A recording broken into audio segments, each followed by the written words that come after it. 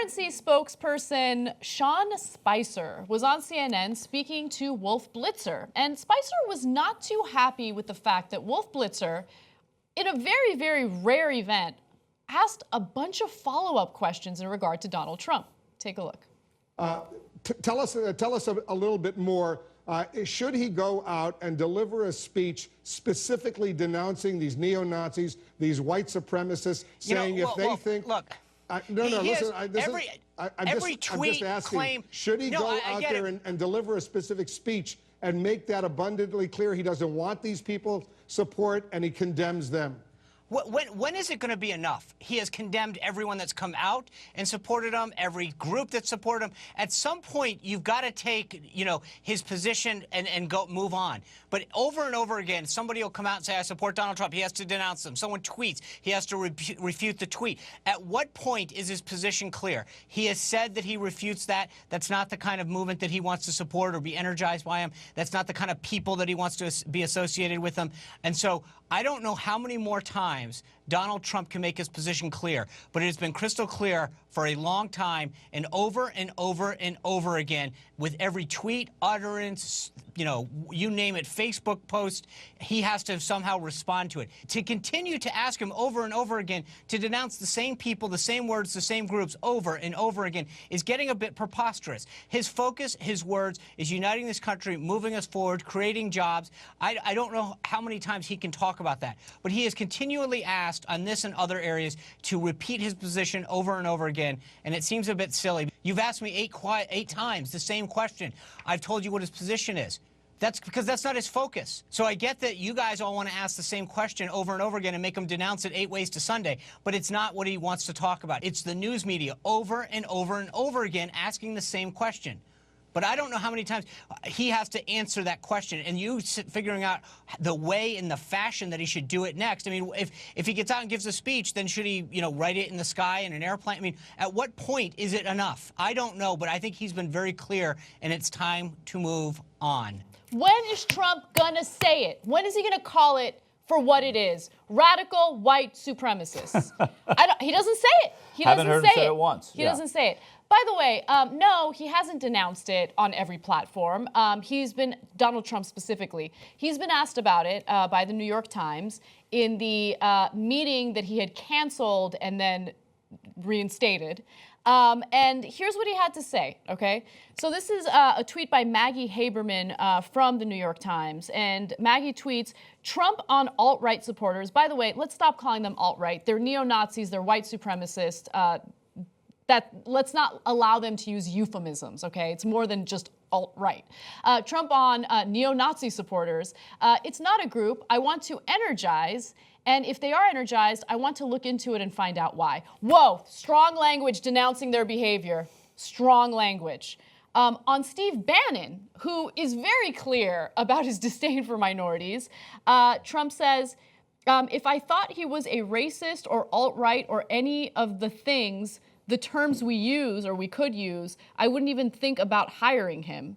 And then also Trump on Bannon, I think it's very hard on him. I think he's having a hard time with it because it's not him. Oh. Okay, so why do people keep pestering Trump about racism? It's weird. Where does this all come from? Why do these, white supremacists in the country all of a sudden feel emboldened after Trump got elected? It's weird, right? I don't know. Take a look at this. When Mexico sends its people, they're not sending their best. They're not sending you. They're not sending you. They're bringing drugs. They're bringing crime. They're rapists. I'm a negotiator like you folks. We're negotiators. Do you want to renegotiate deals? Some of us renegotiate deals. I would say about 99.9. Is there anybody that doesn't renegotiate deals in this room? This room negotiates. I want to renegotiate this room. Perhaps more than any room I've ever spoken to. Maybe more. I say it again. What do you have to lose? Look, what do you have to lose? You're living in poverty. Your schools are no good. You have no jobs. 58% of your youth is unemployed. What the hell do you have to lose? She was a Miss Universe contestant and ultimately a winner who they had a tremendously difficult time with as Miss Universe. Did not know that story. Well, I didn't know it either. What She was the winner, and she gained a massive amount of weight, and it was a real problem. And she said I made inappropriate advances. And by the way, the area was a public area, people all over the place. Take a look. You take a look. Look at her words. You tell me what you think. I don't think so. I don't think so. We had a real problem. Not only that, her attitude, and we had a real problem with her. So, do you regret saying that specifically about rapists, or do you stand by it? No, not at all. Of course, it's not only Mexico. If you let that run a little bit longer, it talks about people coming from all over. They're coming from all over. So I don't know. I mean, like, why all of a sudden do we have this issue with white supremacists in the country? Like, why would white supremacists have a conference in Washington, D.C., where they talk about peaceful ethnic cleansing and scream things like "Hail Trump" as they're doing a Nazi salute? Where did that all come from? It's weird. Yeah, it's strange. Also, we should stop asking about it. Yeah. You know, that's really the conclusion you make. Is, I mean, if Wolf Blitzer is going to be the poster child for a follow-up, I think then things are going well, because everybody else who is always asking follow-ups is going to keep doing that. And Sean Spicer's said, listen, can you imagine if they said, well, President Nixon, what about the cover? You know what? I'm not going to ask about the cover-up anymore.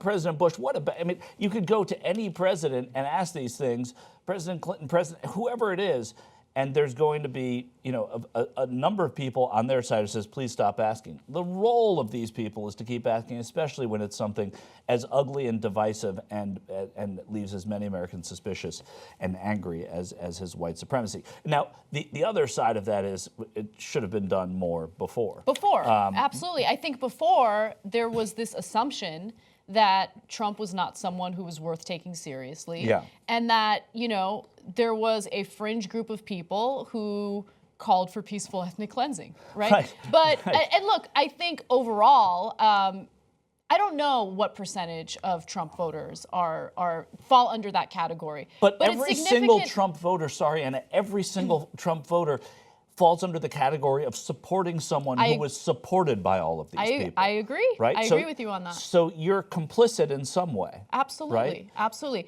Look, I was reading some comments from a Trump supporter on Facebook today, because I'm interested. I'm interested to see what drives them. And they completely deny the fact that they're complicit in racist, sexist, misogynistic behavior. And he was saying, I got to ignore it because these libs are taxing me broke. And I wrote back to him and I was like, whatever happened to taking personal responsibility for your lack of funds, Yeah. I mean, I pay taxes, I'm not broke. Right. It's just this notion that your economic situation is so bad that you want to risk the lives of a huge population of people in this country just to elect someone who, by the way, doesn't even have a decent economic plan. Right. So anyway, that's what's going on. And so I like the follow-up questions. I like challenging Trump on it. And no, his statement to the New York Times was not enough, okay? He didn't condemn it. He didn't condemn David Duke, nearly enough. Well, first of all, he said at the beginning that he didn't even know who David Duke was, which was a lie. Which, even if it was a lie, let's say it was true, okay? Because I think it was a lie too. But let's say it was true. Why would you endorse someone who is not cognizant enough of where hate is in this country to not know who David Duke is? Why would that person at all be, made president by this country? Not knowing it is just as bad as knowing it and allowing it, because it's a willful ignorance. The other part of it is Steve Bannon, people don't know this, a lot of people don't know this, was part of the Trump campaign from the word go. He was there at the very beginning. It's only now that Donald Trump's having to answer for him, because when you become president-elect, you have to announce who the people are. You have to have this openness about who the people in your White House staff are, whose salaries we are all going to be paying.